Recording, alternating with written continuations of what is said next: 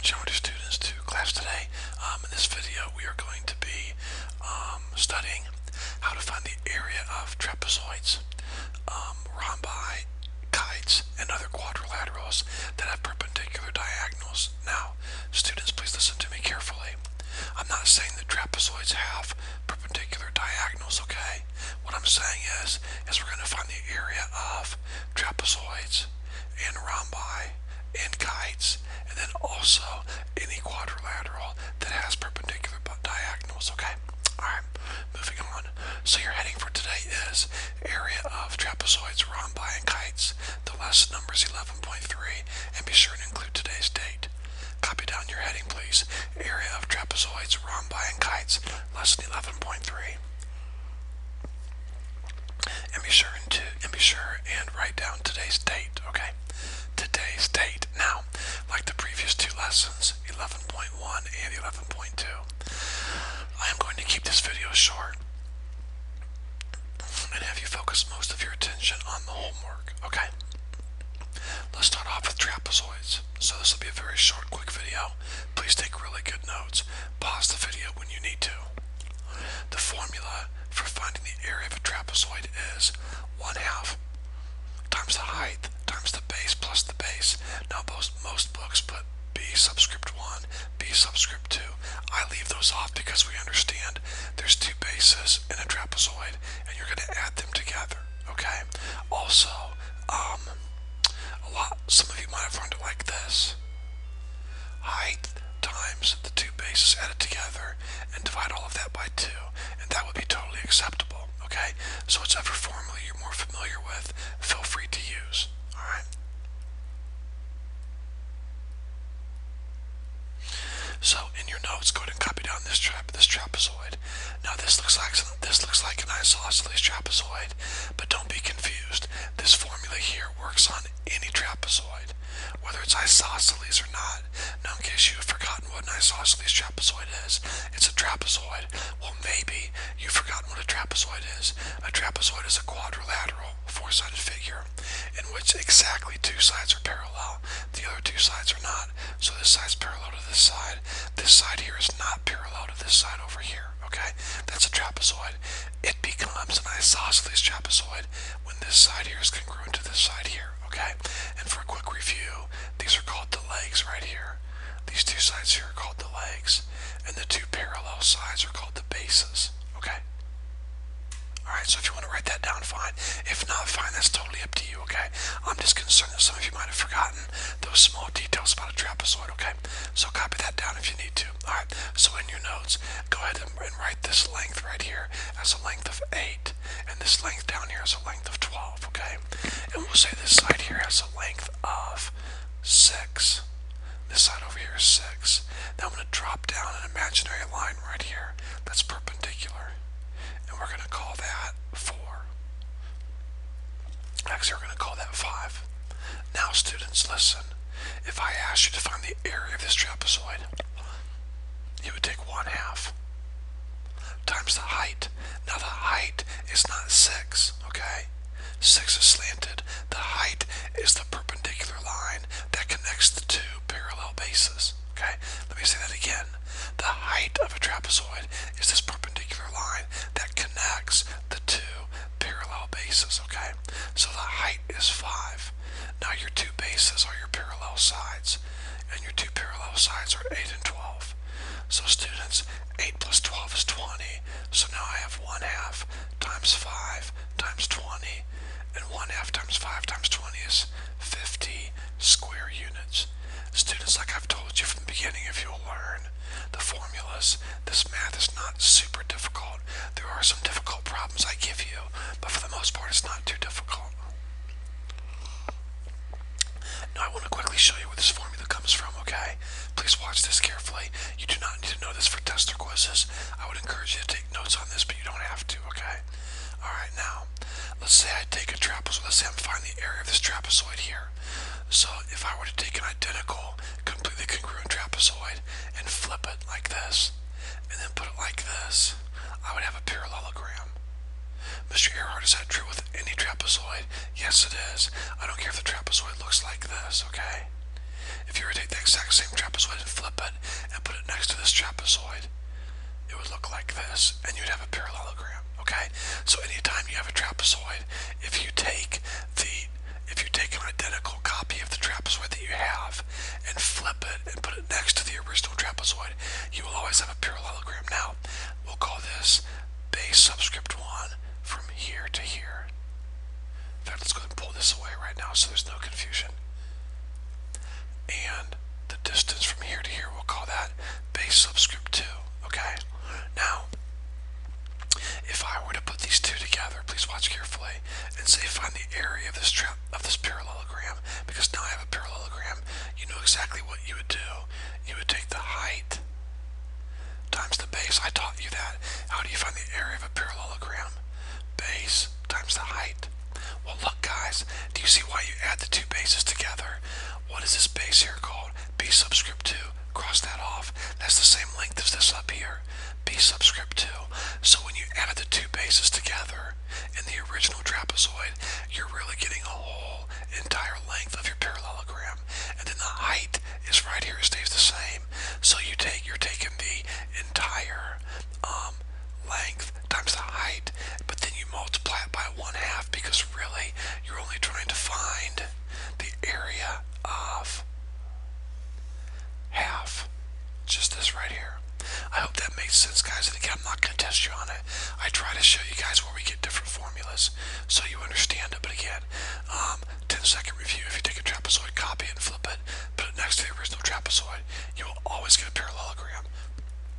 So you're basically taking this base right here plus this base right here, which is the same as this base down here, adding them together, which gives you the whole length of this whole side, times the height, which gives the area of this entire thing. So then you multiply it by 1/2 or divide it by 2, however you want to look at it. Okay, so that's where we get the formula from. All right, moving on. Let's look at our last formula now.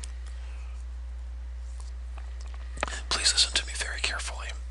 In order to find the area of any quadrilateral that has perpendicular diagonals, you simply multiply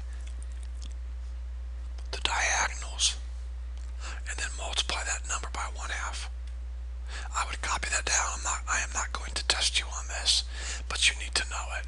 In order to find the area of any quadrilateral that has perpendicular diagonals, you simply multiply the two diagonals together. It's so easy. And then multiply that number by 1/2. Or in other words, the formula would look like this. There it is. 1/2 diagonal times diagonal. Now, most books, including your book, are going to put a little 1 here and a little 2 here, and that's fine. I don't put those because we know there's two diagonals. A quadrilateral can only have a convex quadrilateral, can only have two diagonals. In fact, it will have exactly two diagonals. That's all it can have. Okay, so you multiply them together, multiply by 1/2. Now, Mr. I forget what a diagonal is. Okay, no problem. If you forgot what a diagonal is, it's a line that connects opposite vertices. So there's a diagonal, and there's a diagonal. Okay, so that's what a diagonal is. Alright, so please copy these three figures in your notes. I'm going to pause for a second while you do that, okay? Please copy these three figures in your notes.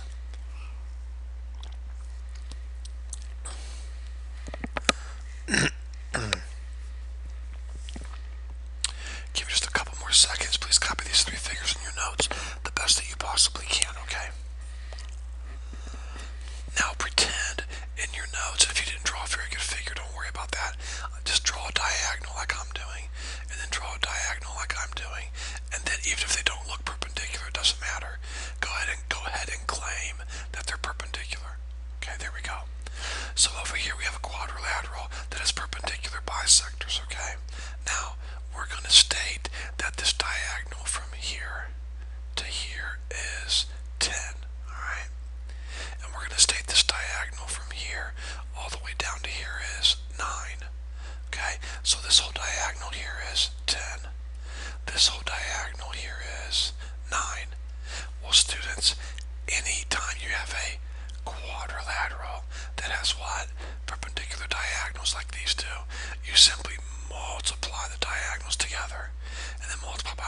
So I would have 1/2 times one of my diagonals times one of my diagonals, and you will get 45 square units. That's so easy. Now,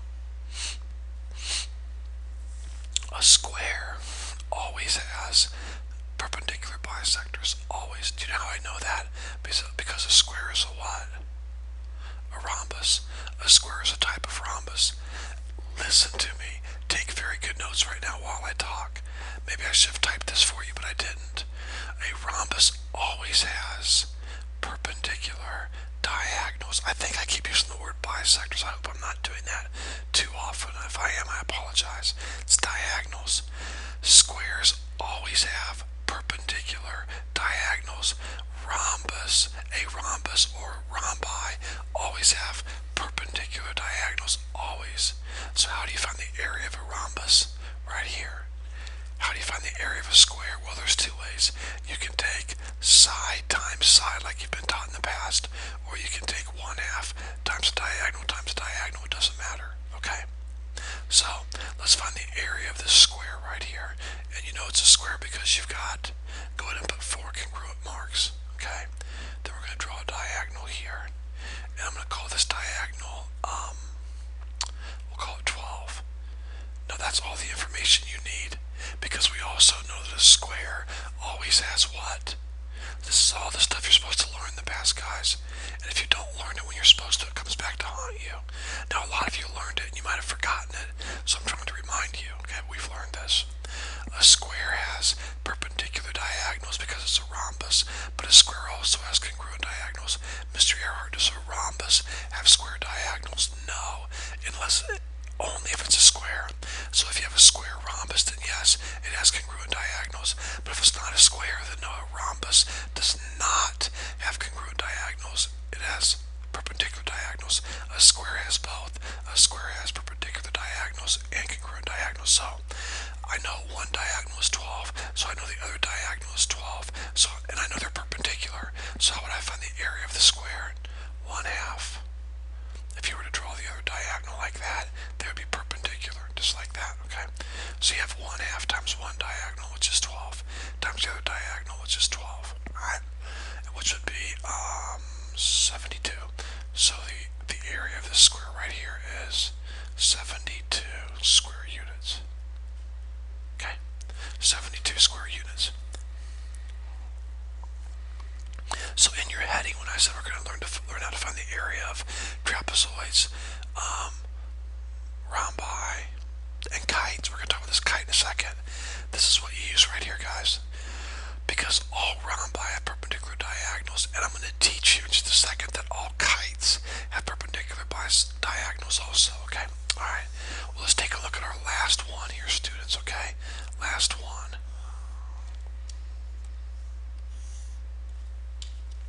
Now, first of all, we've never gone over what a kite is. So let me give you a quick crash course on what a kite is, okay? I'm not going to test you on this, but you might want to write this down so you know this. First of all, a kite is a quadrilateral, okay? All 4 sides are not congruent. They can't be. If they are, it's a rhombus or a square. All 4 sides are not congruent. However, adjacent sides are congruent. Okay? So all 4 sides cannot be congruent to each other, but the adjacent sides are. That means this side here is congruent to this side here, and this side here is congruent to this side here. When you have that set up there, then you have what we call a kite. Okay? Now, make note of this in your notes. Kites always have perpendicular diagonals. Always.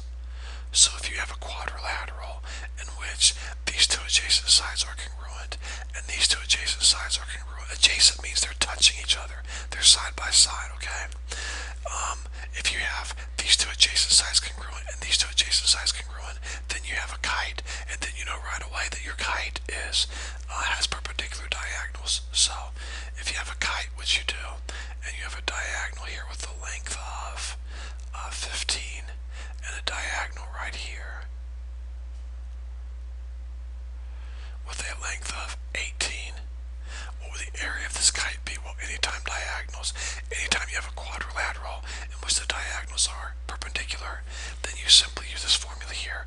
1/2 times diagonal times diagonal. Okay? Which I'm doing this quickly in my head. I think you're going to get 135. There we go. Okay. So, let's review. If you are asked to find the area of a trapezoid, it is 1/2 times the height times the two bases added together. If I asked you to find the area of a rhombus or a kite or any quadrilateral that has perpendicular diagonals, use this formula here. And a kite will always have what? Perpendicular diagonals. A rhombus will always have perpendicular diagonals, and so will a square too, obviously, because a square is a rhombus. I hope this makes sense now very quickly. Please take some good notes on this. Let me show you where we get this formula from. Take good notes. I'm not going to test you on it, but this should be something that's interesting to you, okay? We should want to know how to do this. Call this vertex A, this vertex B, this vertex C, this vertex D, and this intersection point here, E. Now, I'd like you to focus all of your attention on this triangle right here. Got it? If I asked you to find the area of that triangle, you would take the base, AC, times the height, BE, times 1/2. Okay? So, with that in mind, here's the... If I asked you to find the area of this entire quadrilateral, sorry guys, the entire quadrilateral, we're going to first find the area of this triangle here. That's pretty easy to do.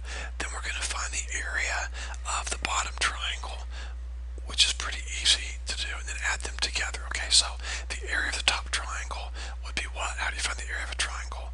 1/2 times the base. Well, the base is AC times the height. The height is BE plus, now we're going to find the area of this bottom triangle, okay? Now students, I'll be honest with you. Hopefully you can see this on your own. If I were to take this bottom triangle right here and flip it around like this, AC would be my base right here. And my height would be ED, be this line right here. This would be E right here, right here. This would be D right here, okay? I just took this triangle right here and I flipped it so that I could have a base to work with, okay? So, how do I find the area of this bottom triangle? 1/2 times the base times the height. So 1/2 times the base, which is AC, times the height, which is DE. Now, this is a term, then you have a plus sign, and this is a term. In both of those terms, I have a 1/2 AC. So I'm going to factor out 1/2 AC. Pull that out, and you're left over with, well, if you pull out a 1/2 AC, you're left with BE plus. If you pull out a 1/2 AC, you're left with a DE. Got it? Now, do you see BE right here? Sure you do. Do you see DE right here? Sure you do. If you're adding this plus this, is the whole thing BD. So for this plus this, I'm going to go ahead and put BD. So 1/2 times AC times BD. And now, what is AC? It's a diagonal. Look guys, it's a diagonal. So I can call that diagonal 1 times, what's BD? It's a diagonal. Diagonal 2. And there's my formula. Okay? So that's a quick proof before we get this formula from right here. And that would work on any of those shapes that we had up there earlier. Okay? Alright, guys, I hope this video has been a help to you. The homework will be good and challenging for you, so work hard on that. Contact me if you have any questions.